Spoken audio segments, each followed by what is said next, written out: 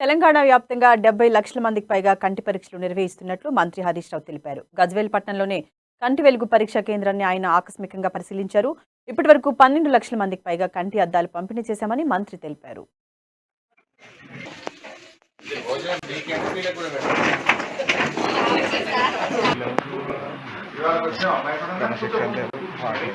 భాగంగా గజ్వేల్ పట్టణంలో old municipal office 8th వార్డులో జరుగుతున్న కంటి వెలుగు కేంద్రాన్ని ఆకస్మిక తనిఖీ చేయడం జరిగింది.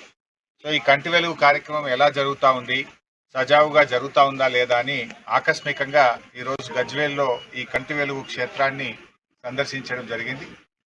పేషెంట్స్ అందరితో కూడా మరి ఫీడ్బ్యాక్ కూడా తీసుకున్నాం. పరీక్ష అయిపోయినటువంటి వారిని కూడా ఎలా పరీక్ష చేశారు, మీకు ఎలా జరుగుతుంది అన్నప్పుడు చాలా సంతృప్తి వ్యక్తం చేశారు. ముఖ్యంగా మహిళలు పెద్ద ఎత్తున ఈ క్షేత్రాలను విజిట్ చేసి ఈ సౌకర్యాన్ని బాగా వాడుకుంటూ ఉన్నారు.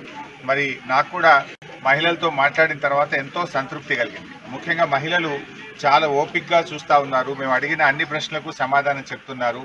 ఇక్కడికి వచ్చినప్పటి నుంచి గంటలోపు పరీక్ష చేసి మాకు అద్దాలు ఇచ్చి పంపిస్తూ ఉన్నారని చెప్పి ఆ ఇచ్చిన అద్దాలను కూడా చూపించడం జరిగింది.